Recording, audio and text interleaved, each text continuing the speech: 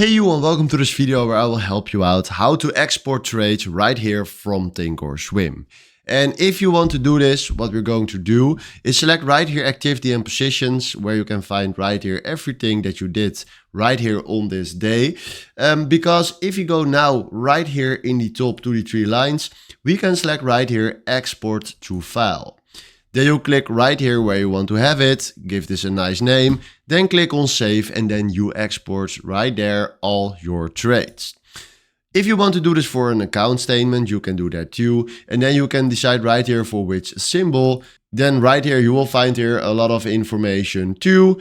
And then if you change the day right here, so do March the 2nd to now, if we now do right here, right in the top, and we do export to file again, choose the place where you want to save it right here. And then after that, you export it right here, the data from all the trades and the information that we were having here in this period.